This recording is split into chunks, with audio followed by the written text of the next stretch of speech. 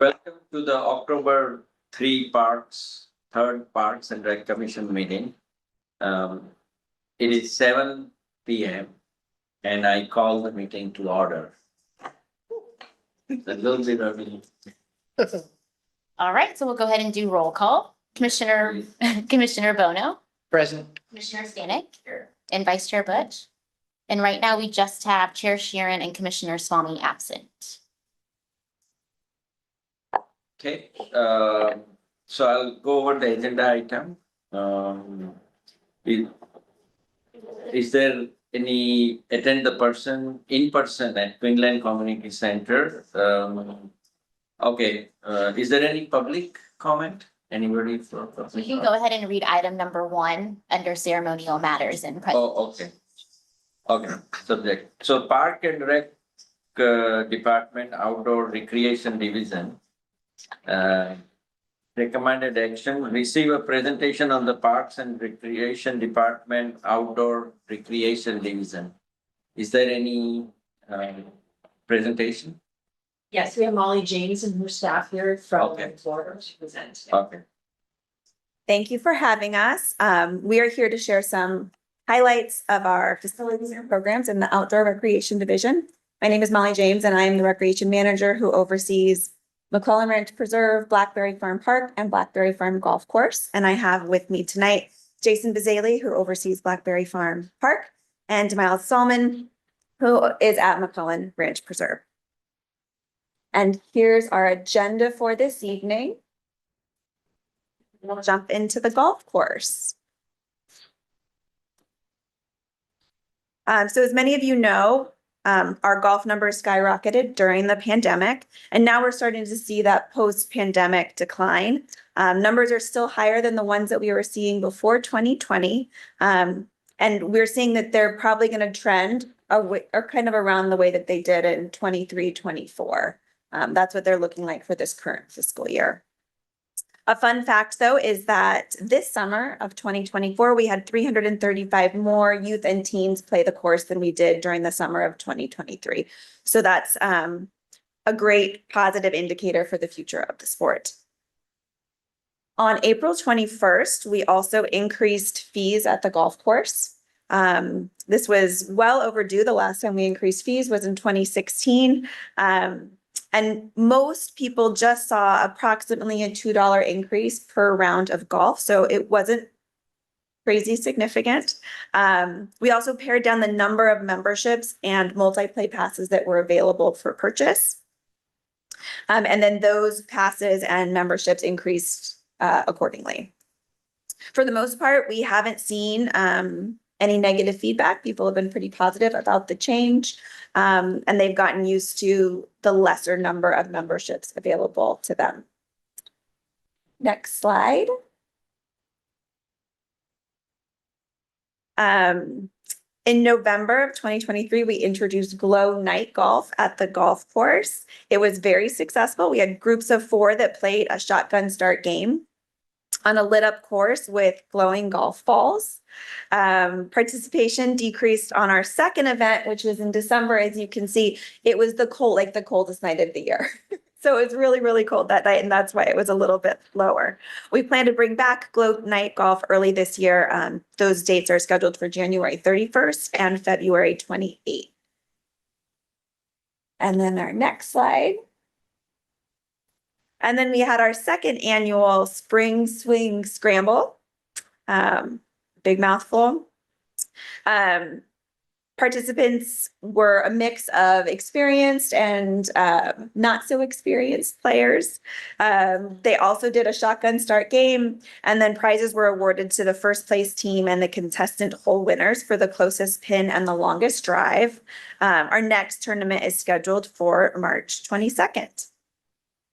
And now I'm going to throw it over to Jason to talk about Blackberry Farm Park. Good evening, commissioners. So this summer, Blackberry Farm picnic sites were open from May 4th through September 29th.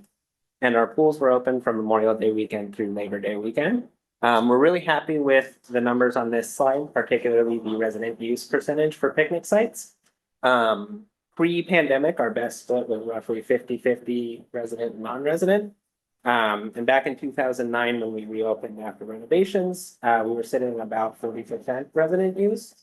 And just to give a little history, prior to that, prior to the renovations, only about 10% of our total guests came from within Cupertino.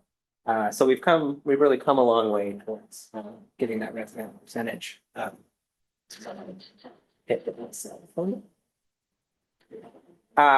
So as far as staffing goes, this season was the first since 2019 that we were fully staffed at 62 part-time seasonal employees, which was huge for us as it allowed us to offer more swim lessons, and we were able to keep both pools fully open throughout the season, which was awesome. So as I mentioned, we were able to offer more swim lessons this year, which is a great benefit to the community, of course, swimming being a life-saving skill. The vast majority of lessons we offer are private youth lessons, although we do offer some very popular semi-private adult lessons in the weekday evenings as well. During last off-season, our pools received a much-needed facelift, and along with being replastered, lane lines were installed for the first time at Blackberry. And lap swim was successfully offered on weekend mornings, and we plan to expand offerings to weekdays in 2025.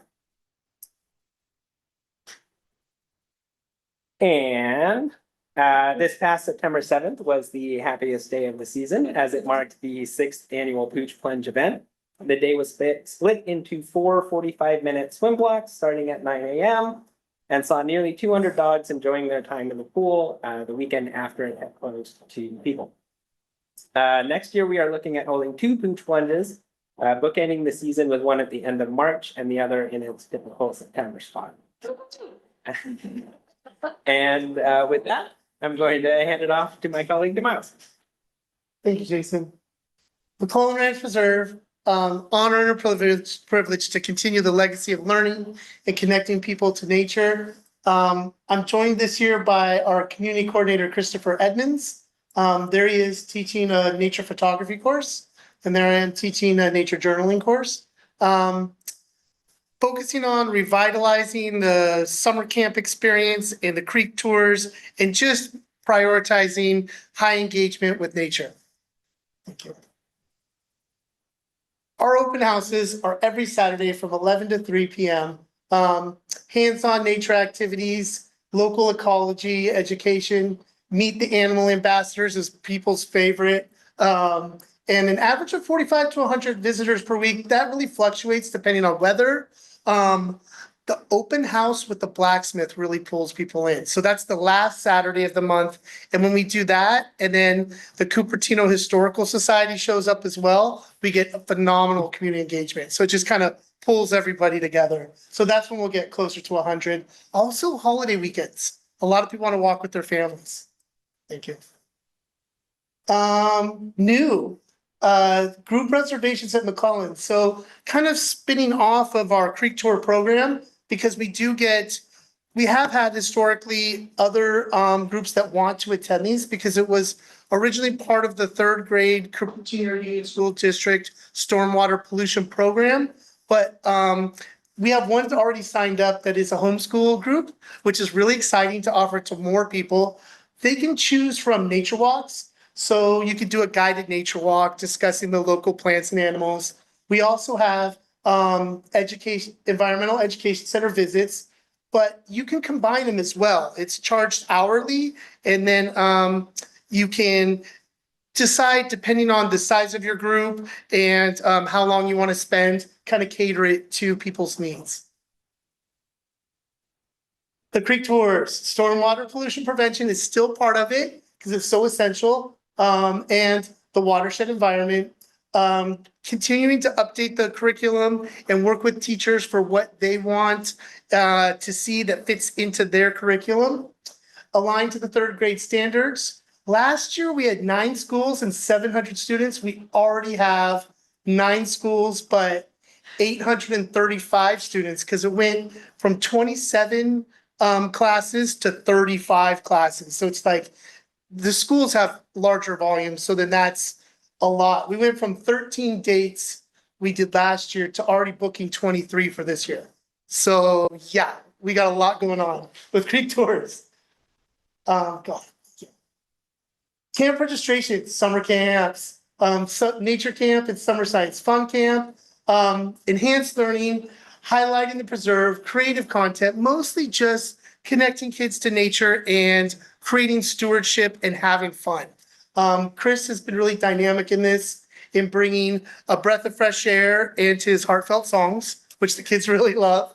And we had one of our senior rec leaders from last year return as a staff assistant, and Jake, his camp name is Snake, really put it all together and made it an incredibly phenomenal dynamic year, not just for the kids, but for the parents too. They really loved it. When you look at the numbers, so it says 170 registered.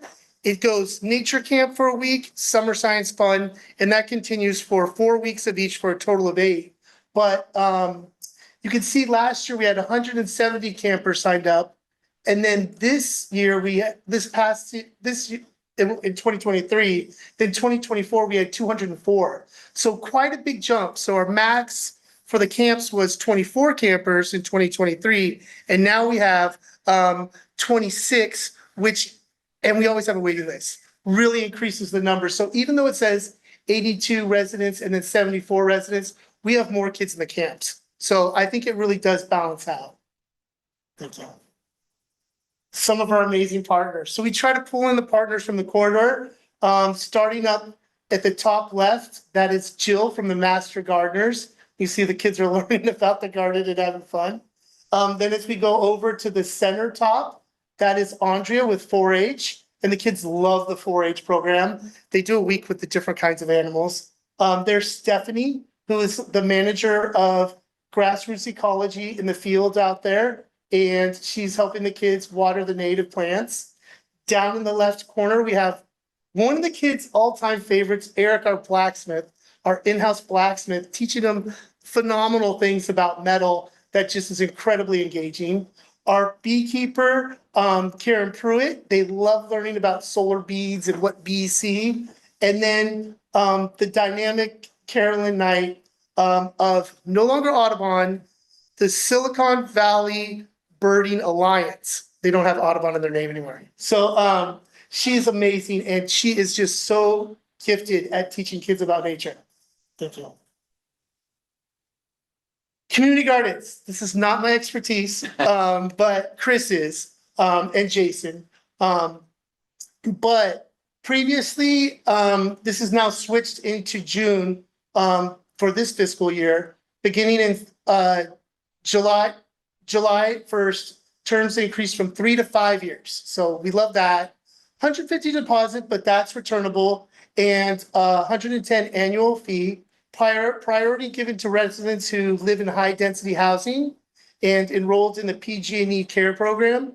Gardeners must verify residency, and 70% of active gardeners are 50 plus. Thank you. McClellan has 104 plots in use, 2 vacant ADA lots available, 1 ADA plot that's used for our environmental education center demos, like plants of the life cycles of the plant class, as well as for food for the animals, for inside the environmental education center, like the turtles and lizards. It says 15 on the wait list, but we're pushing hard to open up more plots, and that number is going down as we speak.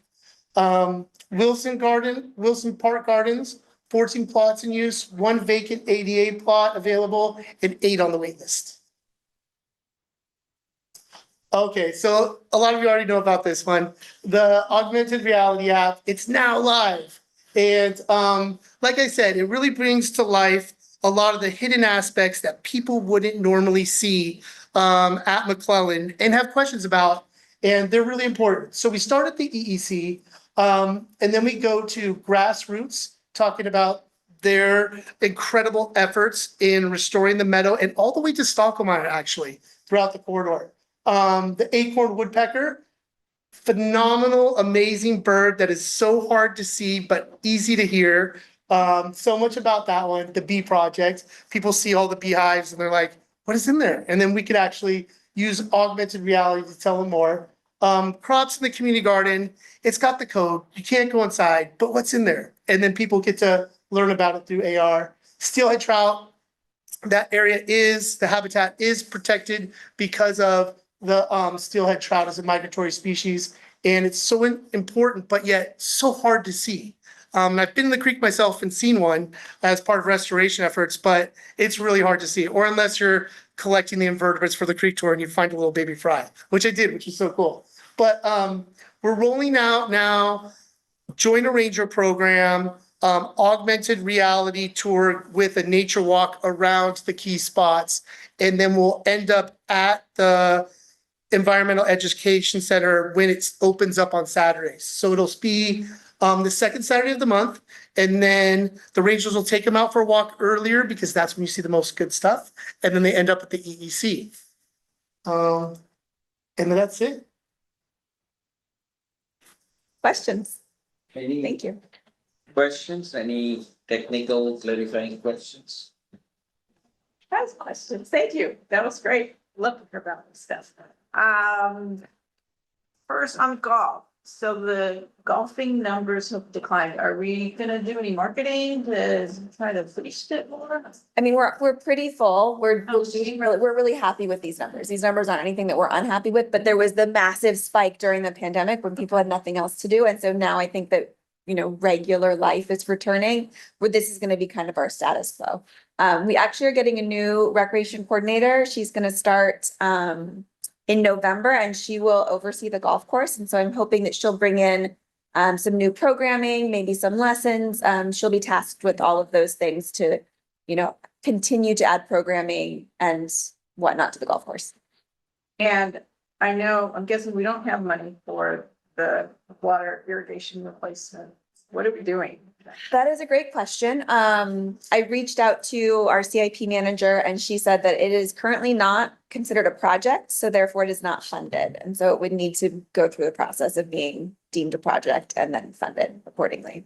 So it's sort of floating in the ethers right now. Right, but so we just plug holes when. Yes, and so we have PTM, our golf contractor out there, and they are excellent at patching holes as needed. And then they can bring in a subcontractor should there be a bigger problem, or our PW department has also helped. They haven't had anything major that's come up in the last couple of years, so that's been good. We'll keep our fingers crossed that it continues to trend that way. Okay, and, with plunge.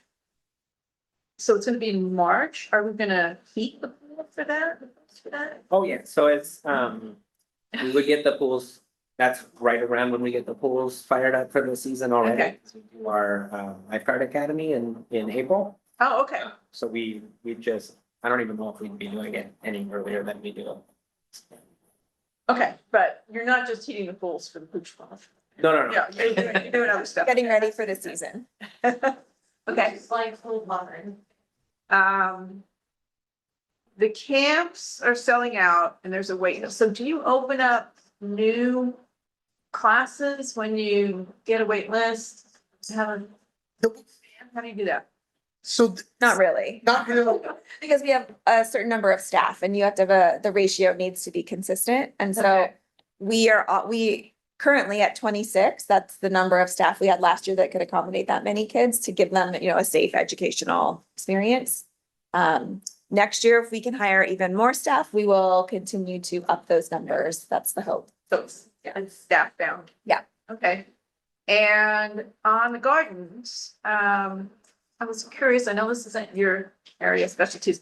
Do we have a percentage of plots that are going to high density users? Not off the top of my head, but I can pull that. So, yeah, that would be interesting to know because, we did want to make that a priority and I know that you're taking them off the top of the list. So, that's really good. I'm glad to hear that.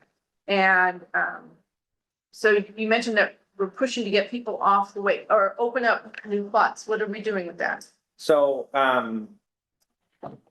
we are currently, so part of Chris's, what he does out there at McClellan is that he'll go in and look at the gardens and kind of make sure that they're in compliance with our rules. Right. And so in this process towards turning over the beds at the end of the first three-year term, we've discussed with gardeners, like we've emailed them all and told them that permits are coming. And then if they're interested in renewing the permit, they can get back on the wait list 30 days prior to their permit expiring. And in that process, a bunch of gardeners have replied back that they're ready to get the garden plot out actually early. So we're trying to get through the Oh. wait list. That's great to hear. Yeah, so we've actually, I know that those numbers that I provided for the wait list are constantly moving, so they're not, I wouldn't say that they're up to date, like to the moment, because we're trying to move people through so quickly. Also, as we reach out to people on the wait list, there's a handful of people who've changed their minds since they got put on the wait list and no longer wish they have a garden. So that kind of, Okay, we're moving through the wait list really fast, faster than I was anticipating. so if someone has a plot right now and they've said they would like to continue it, if you were a betting man. I would say, I would hope that we can get 100% of people who are. No promises. But I can't promise it, but I think we'll be pretty close. Okay, that's a very positive comment. Yeah, thank you. I have questions, but she mentioned it about the pool, so fine with it. No, I think excellent. I mean, very, very impressive, honestly. I think I want to take a tour with you. Thank you. It must be an honor. But I have a thing on the class size, there was this discussion with, you know. Eh, So, can you increase the price or something so that, you can afford to hire more people if need be, or? We actually increased the price last year, and then we will probably do another subtle increase this year. Not only are we bound to the number of staff, but we also use the inside of the Environmental Education Center as a, a place where they can go to cool off, and so Yeah. there's only so much space inside of that too, and especially on those days that are like 100 degrees, they really need some place to go Oh, okay, to keep cool. okay. I think, on the garden side, how big are the plots? Cool. It's on our, I can actually look it up pretty quickly. They're not very big. Really do. Oh, They are like a really optimal size. no, my question Yes. is, what I was going with that is, because you're waiting, wait list, can people share a plot? Is it that big or no? So that would be up to the gardener themselves. But they don't have a network, or they do have a network among They themselves. they do communicate amongst themselves, yes. And there are some, like parents and children who both live in Cupertino and they'll both work on a garden plot together. We just have a separate, they still have to sign the waiver, so it's really. Oh, okay, okay. So, but you don't try to connect them to see if they want to do it together? Not. Okay. Besides, you say approximately like two of these, They are, plus plus a half. Okay, about 4 feet. Yeah. I told her 4 feet, but I said because of my size, I thought it would be bigger, but it's about. Oh. Perfect. they're like No, 16. it's okay, I just was trying to see. if it can That's a good, be shared yeah. of, multiple. Yeah, I would just think you'd have to be careful because somebody has to be responsible. I mean, if somebody else doesn't want to take up their half or isn't maintaining it, so a family makes sense that, one person's responsible for it and they may invite Yeah. friends or family members to do it with them. But you need to have one point person. Do you, disqualify anyone for not being very, Oh, not being proactive, not Yeah. taking care of the yes, guys? that's kind of what I was alluding to before is that Chris goes out and keeps an eye on the garden plots and we'll send them. We have a multiple stage warning system. Yeah. They'll just like immediately give like some. Oh, I don't know if they need. Right, okay. Okay, great. I think this looks like a very mature system that you have. Very good. Okay, I think, very nice. Thank you. Any public comments? No. Okay, then we can close the public comment. Discussion? And Okay, yeah, and then now it's facility discussion among the commissioners. Okay.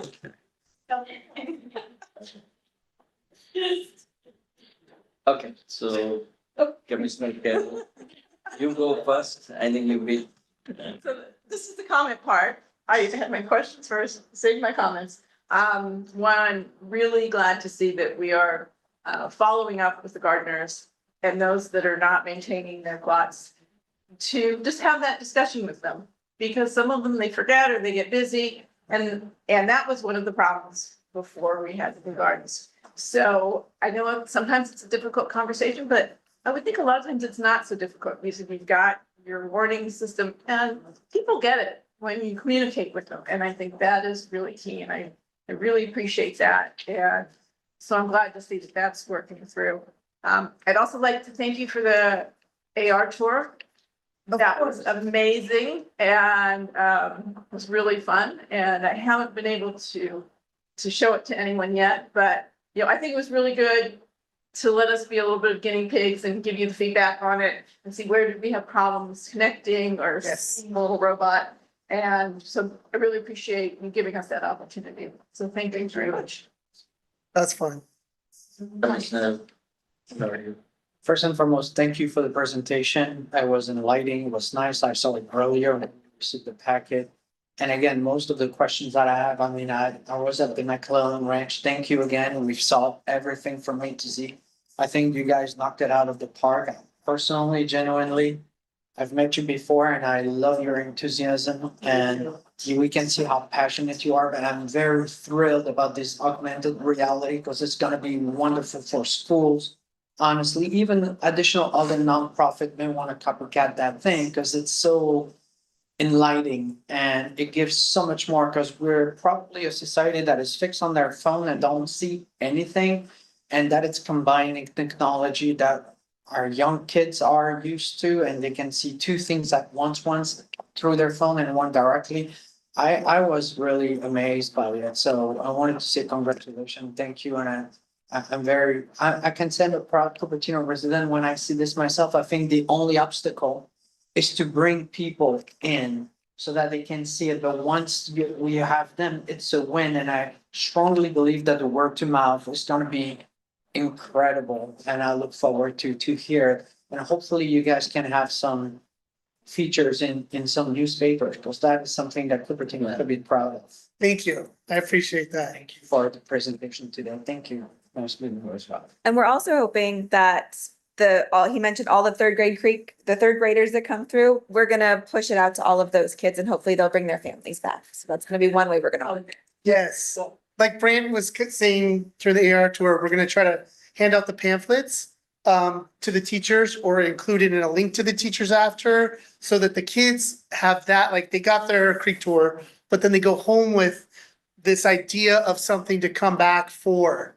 And then they spread the word to other kids and their cousins and their parents and. I gotta tell you, I'm not a kid, but I love it. I think it's for all ages, honestly. Thank you. It's amazing. We had fun building it. Adam and I were just, yeah, it's fun, yeah. Thank you again for the tour. So the augmented reality one, I would also suggest if it's mobile.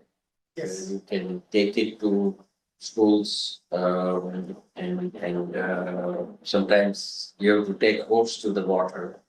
And drink. So that could be one idea, is what I was thinking. And if I have to change, I can change the subject to the class. Class size, what the ratio? Yeah, I think I already talked about the price and what you think about that. So I think main thing is about the augmented reality one, if you can make it mobile.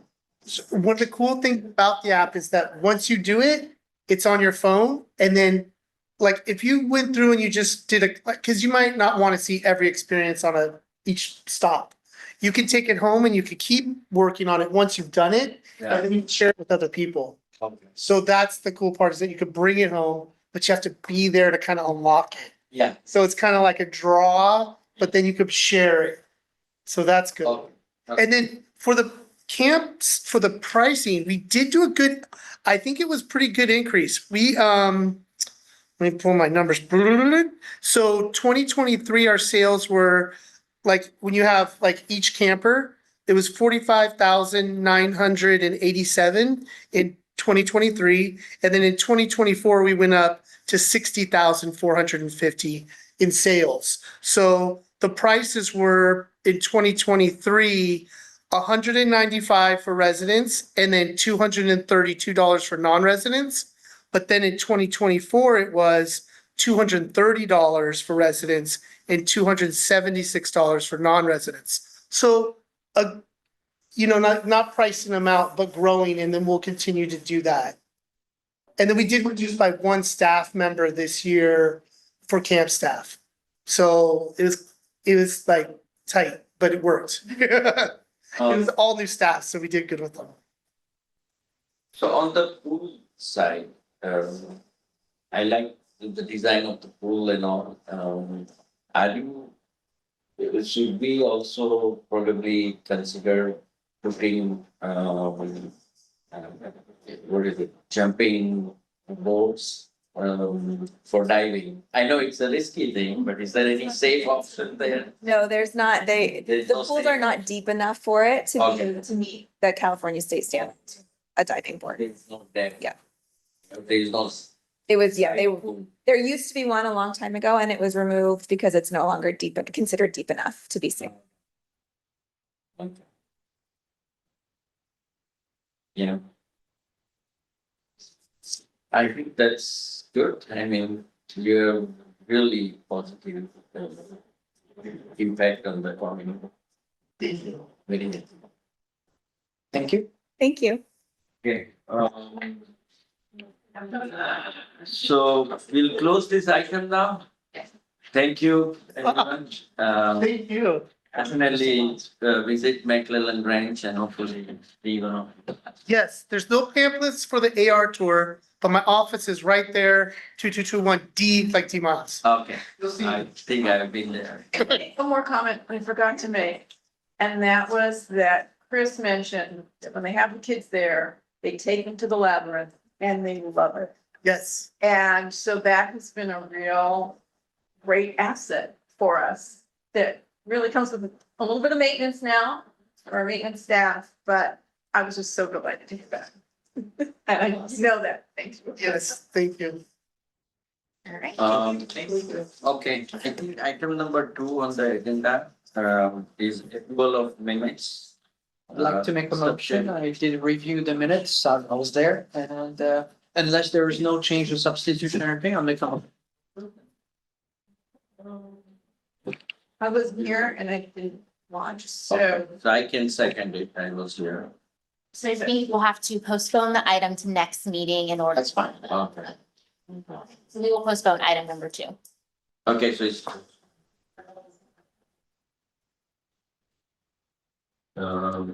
Oral communication, so this portion is reserved for oral communication.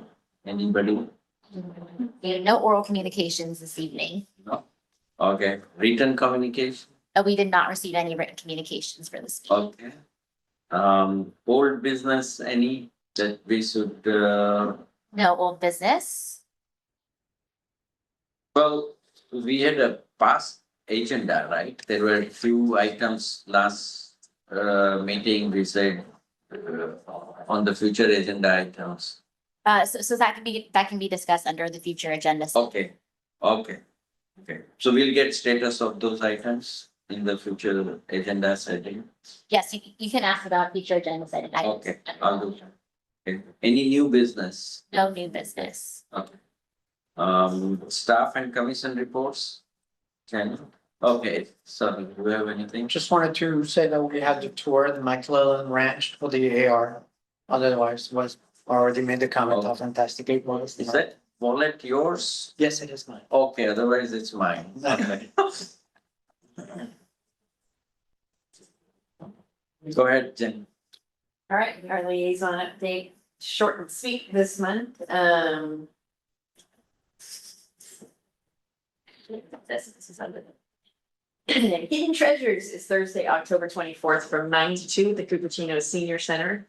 Attendees can search through hundreds of items where they will find antiques, plants, hand knits, toys, glassware, houseware, jewelry, and much more. Donations of items are still being accepted at the Senior Center during regular business hours through October 11th. Monster Mash Halloween Bash is Saturday, October 26th from 5:30 to 8:30 p.m. here at Berlin Community Center. Participants dress in costume and spend the evening dancing, playing games, trick or treating, and making spooky crafts. Registration can be found at regforrep.org. Pizza and Politics is Wednesday, October 30th at 6:30 p.m. at Community Hall. This is a youth and teen political forum to ask questions to local politicians that serve the area and learn how to get involved. This biannual event is jointly coordinated by the Cupertino Youth Activity Board and the Saratoga and Campbell Youth Commissions. That's it. Great, thank you. Then. Future agenda setting. Do we have anything for future, Commissioner? Commissioner. Okay, I also don't have any future one, but I do want to have a status of what we said last month. There were two things. One was about the community garden, and we got some update on that. Fully address the question that was raised. And then I think second was park and rec amenities. Is there any update on? We reached out to Susan Michaels, our project manager, and we're waiting for a status update. Oh, so what is she going to do? What is her role? Well, what I asked her was where we're at with that process and where, and to get more information from her, but I haven't gotten an answer yet. Okay. So we'll report on it in the future. Okay. Okay, any ETA, anything, have you given her a deadline and she will respond to you? I heard her say that she was going to get back to me soon. Oh, okay, She did very good. okay, soon is fine. I guess if there is no other new items, no future agenda item, then we can adjourn the meeting. Thank you. And I think I will be